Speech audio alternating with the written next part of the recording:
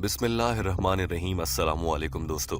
आप जानते हैं कि दीन इस्लाम दीन हक है, मगर बहुत से गैर मुस्लिम दीन इस्लाम को नहीं मानते और वो मुल्हिद हो जाते हैं। ये मुल्हिद पहले तो कुरान पाक में कीड़े निकालते हैं नाउजुबिल्ला और उसमें गलतियां तलाश करने की कोशिश करते हैं, और जब ऐसा कुछ नहीं मिल पाता और देखते हैं कि कुरान पाक जदीद साइंस, इंसानी अकल, फलसफा और हर चीज से हम आहंग किताब है और किताब हक है, दीन हक है, और ऐसे में मुल्हिदों के पास कोई और वजह नहीं बनती इस किताब से इनकार की, तो फिर वो ये सवाल उठाने लगते हैं, ये साबित करें कि ये किताब कुरान पाक वाकई ही उसी हस्ती ने नाजिल की है जो इस दुनिया की खालिक है, यानी कि ये साबित करें कि कुरान पाक अल्लाह ही का पैगाम है।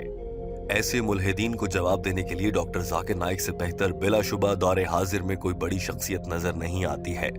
एक ऐसा ही सवाल लिए एक हिंदू डॉक्टर जाकिर नाइक के सामने पहुंचा था। डॉक्टर जाकिर नाइक ने इसे तसल्ली बख्श जवाब दिया। चूंकि ये गुफ्तगू अंग्रेजी जबान में है, टीम हम कदम इसका उर्दू तर्जुमा आपके लिए पेश कर रही है। इस गुफ्तगू को बहुत ध्यान से सुनिए, क्योंकि इसमें मुसलमानों के लिए भी सीखने का बहुत कुछ है। और अगर कभी किसी मुसलमान के सामने कोई गैर मुस्लिम ये सवाल उठाए कि साबित करो कि कुरान पाक अल्लाह ही का पैगाम है, तो कैसे किया जा सकता है। आइए आपको दिखाते हैं कि सवाल करने वाले हिंदू ने क्या कहा। My name is Mohan. I'm working for National Paints. Okay.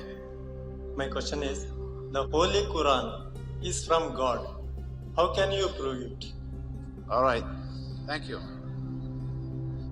सवाल करने वाले ने कहा था कि मेरा नाम मोहन है और मैं चाहता हूं कि आप ये बताएं कि ये कैसे साबित होता है कि कुरान पाक अल्लाह की जानिब से नाजिल की गई ही किताब है। इसे किसी इंसान ने खुद से नहीं बनाया है, बल्कि ये इस दुनिया के खालिक का ही पैगाम है।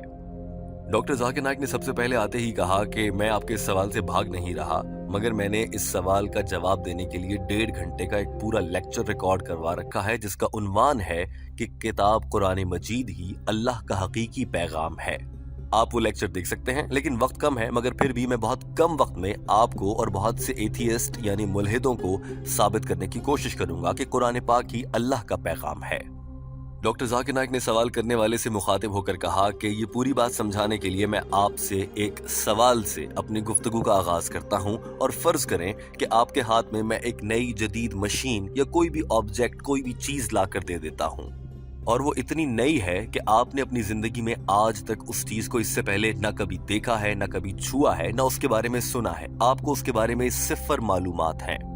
अब अगर वो चीज आपके हाथ में देने के बाद आपसे सवाल किया जाए कि कौन है जो बता सकता है कि ये चीज क्या है, इसे कैसे इस्तेमाल करना है, तो मेरे भाई आप बताइए कि क्या जवाब होगा। सवाल करने वाले शख्स मोहन ने इस मौके पर कहा कि बिलाशुबा उस चीज को बनाने वाला, जिसने वो चीज बनाई है, वही बता सकता है कि इसका इस्तेमाल क्या है और किस मकसद के लिए है और कैसे इस्तेमाल की जाएगी। डॉक्टर जाकिर नाइक ने कहा बिल्कुल दुरुस्त, यानी कि उस चीज का खालिक, उसका क्रिएटर, कोई कहेगा मैन्युफैक्चरर, कोई जो कंपनी उसको बनाती है, कोई कहेगा जिसने वो पहली बार बनाई थी। मुख्तसरन ये कि उस चीज का खालिक ही जानता है कि उस चीज का मकसद क्या है और कैसे इस्तेमाल होगी। ये मनाजिर देखिए, फिर दिलचस्प गुफ्तगू में डॉक्टर जाकिर नाइक मजीद दलाइल पेश करते हैं। Who will be the first person who will be able to tell you the mechanism of this object who no one in the world has seen? As I'm asking the question, suppose there is something which is in front of you. There's an equipment who no one in the world has seen before. And if I ask you the question, who will be the first person who will tell you the mechanism of this new object? Who?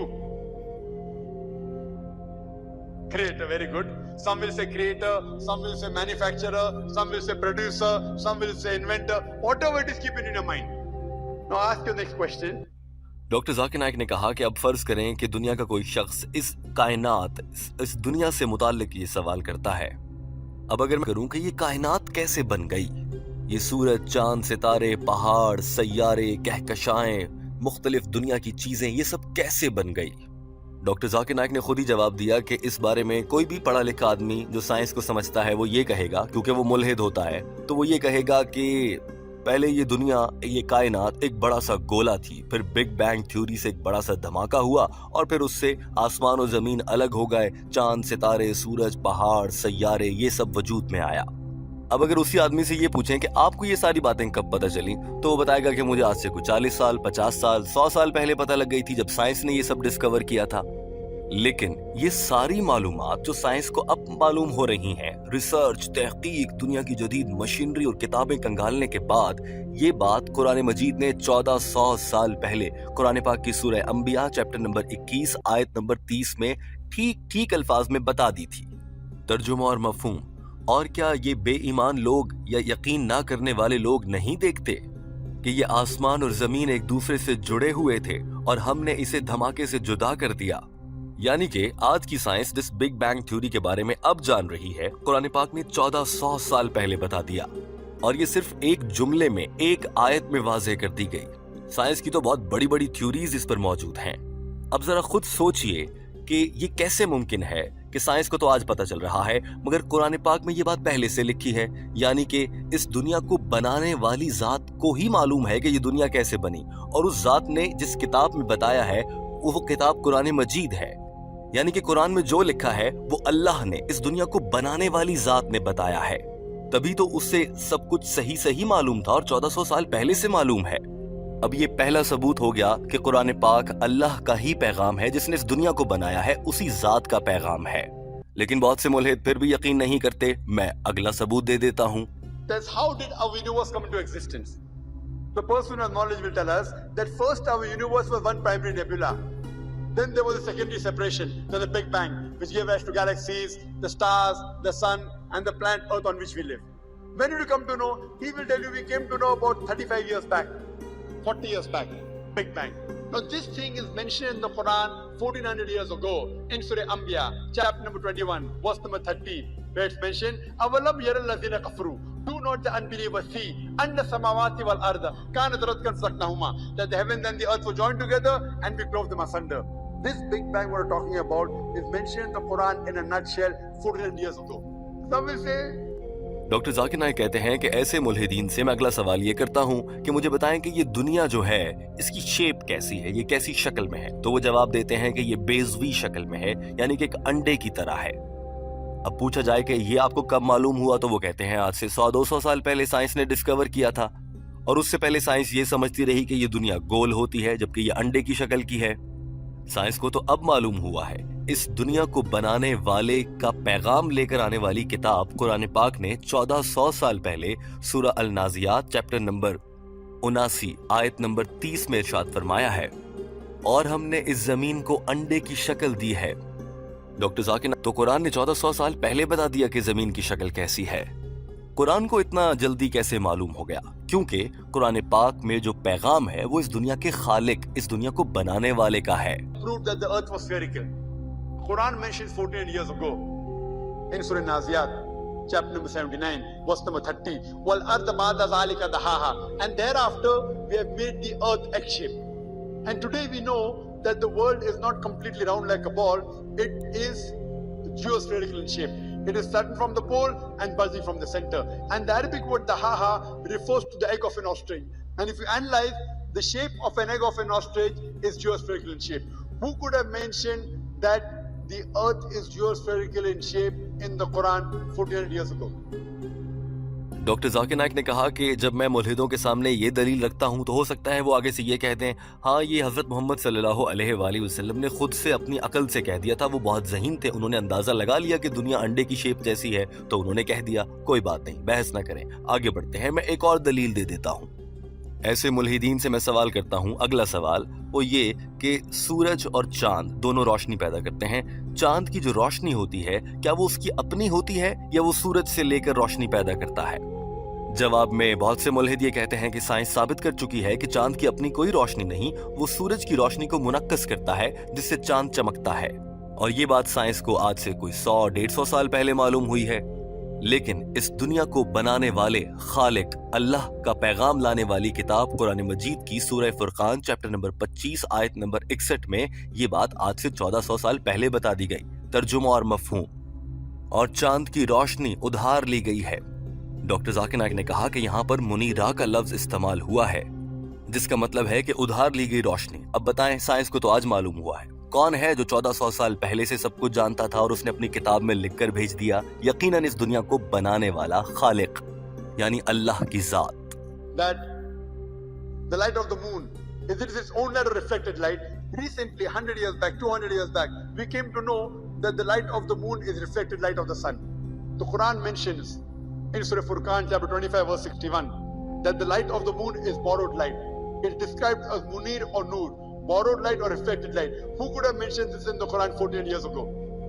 Doctor Zakir Naik نے اس کے علاوہ بھی کئی بڑے حوالہ جات دیے اور کہا کہ جدید سائنس کو آج معلوم ہوا ہے کہ یہ زمین اپنے رقبے اور حجم کے اعتبار سے مسلسل پھیل رہی ہے. یہی بات قرآن پاک کی سورہ داریات چیپٹر نمبر 51 آیت نمبر 47 میں 1400 سال پہلے بیان کر دی گئی.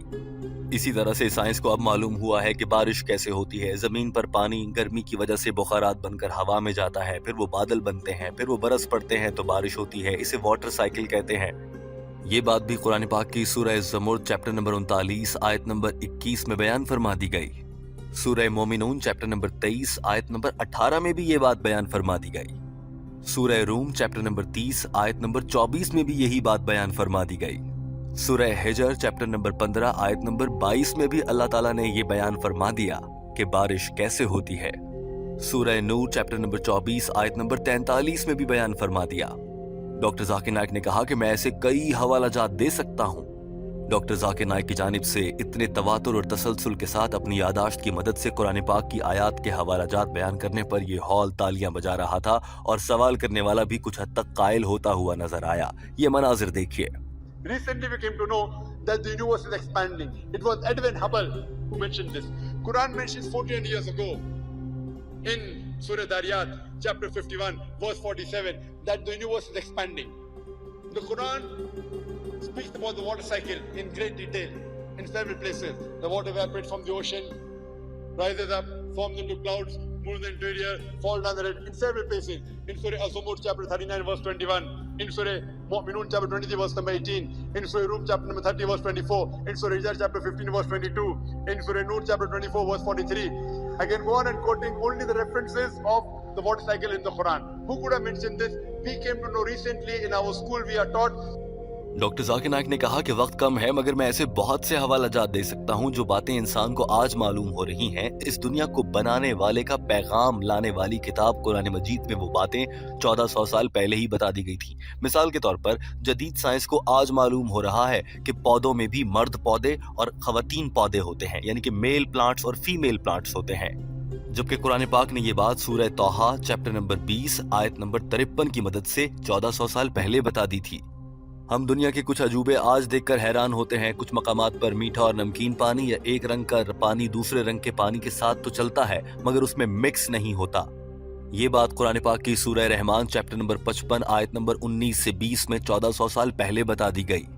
بلا شبہ یہ باتیں وہی بتا سکتا ہے جس نے اس دنیا کو بنایا ہو، اور جس کتاب میں یہ باتیں آئی ہیں اگر یہ باتیں اتنی سچی ثابت ہو رہی ہیں جیسے کہ میں نے آپ کے سامنے ساری بیان کی ہیں تو اس کا مطلب یہی ہے کہ اس کتاب میں جو کچھ بھی لکھا ہے وہ اس دنیا کے خالق نے ہی لکھا ہے، اس دنیا کو بنانے والے نے ہی لکھا ہے.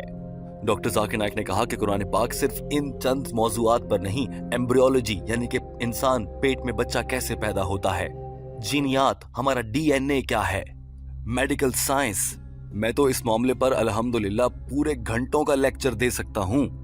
یہ سب باتیں کرنے کے بعد ڈاکٹر ذاکر نائک نے سوال کرنے والے اس ہندو موہن نامی شخص سے ایک سوال کیا، وہ بھی آپ کو دکھاتے ہیں. I can go on. We did not know that the plants are sexes. Quran mentions 14 years ago in Surah Taha chapter 20 verse 53 that the plants have sexes male and female. Recently we have come to know that the two types of water, salt and sweet, and there is a barrier between them which cannot be trespassed. It's mentioned in the Quran in Surah Rahman chapter 55 verse number 19 and 20. It's also mentioned in Surah Furqan chapter 25 verse 53 about the same thing. The Quran speaks about embryology, the Quran speaks about medicine, the Quran speaks about genetics. I can go on and give a lecture of ours together. Who could have mentioned this 14 years ago?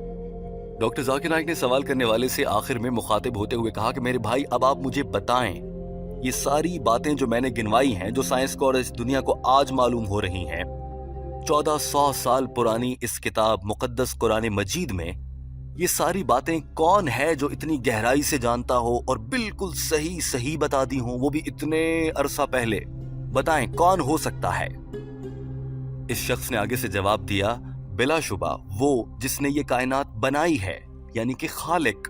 Doctor Zakir Naik ने भी फौरन से कहा, जी हाँ, खालिक, जिसने ये दुनिया तख्लीक की है, बनाने वाला, इस कायनात को पैदा करने वाला। अब इस कायनात का खालिक कह लें, पैदा करने वाला कह लें, इजाद करने वाला कह लें या मैन्युफैक्चरर कह लें, इसको आप ये सब अल्फाज कहते हैं, हम मुसलमान उसे अल्लाह कहते हैं, जिसे आप गैर मुस्लिम गॉड कह लेते हैं। डॉक्टर जाकिर नाइक ने अपने सामने मेज पर रखे कुरान मजीद को इंतहाई एहतराम से हाथ में उठाते हुए कहा कि ये कुरान पाक और इसकी सभी आयात जदीद साइंस के साथ साबित होती हैं, लेकिन इसका ये मतलब हरगिज नहीं कि कुरान पाक को सच्चा साबित करने के लिए हमें साइंसी दलाइल की जरूरत पड़ेगी, बल्कि साइंस ने जो तहकीक अभी दुनिया में करना है, अभी जो साइंस को बातें मालूम नहीं, वो भी इसी कुरान मजीद की मालूमात से ही साइंस को मिल सकती हैं, क्योंकि ये किताब लिखी उस मुकद्दस और पाक हस्ती ने है जिसने इस कायनात को तख्लीक किया, जो खालिक है, बनाने वाला है, अल्लाह की जात है। ये जदीद साइंस तो कुरान पाक के आगे बहुत छोटी सी चीज है, लेकिन चूंकि आज के दौर के लोगों को बात साइंस से समझ आती है तो फिर हम साइंस से समझा देते हैं। Brother, who could have mentioned that? What's the answer? Who? Creator, manufacturer, inventor, producer. This creator, this manufacturer, this inventor, we Muslims call as Allah, which you call as God. So this Quran can be proved scientifically as the word of God. Because Quran, the word of God, is far superior to science. Today, science is the yardstick for many of them. I'm not trying to take the help of science. Doctor Zakir Naik ने अपनी बात को समेटते हुए कहा कि सारी गुफ्तगू से साबित हो जाता है कि ये मुकद्दस किताब कुरान मजीद अल्लाह का ही पैगाम है, जो इस दुनिया का खालिक है। अगर फिर भी कोई सवाल रह गया हो तो मैंने आपको बताया कि मैं इस पर घंटों का लेक्चर दे चुका हूं, आप मेरी वो वीडियो कैसेट देख सकते हैं। यूं सवाल करने वाला बहुत मुतमईन नजर आया और डॉक्टर जाकिर नाइक ने अपनी शानदार मुताले और वसी इल्म की मदद से इसे तसल्ली बख्श। हम कदम चाहती है कि आप कमेंट करके बताइए कि आपकी मालूमात में इससे कितना इजाफा हुआ और आपको कितना फख्र और खुशी महसूस होती है ये जानकर कि आप अल्हम्दुलिल्लाह मुसलमान हैं और आपकी रहनुमाई के लिए ये मुकद्दस किताब कुरान मजीद मौजूद है। अपना बहुत सारा ख्याल रखिए। हमारे चैनल हम कदम को सब्सक्राइब कर लीजिए। अल्लाह।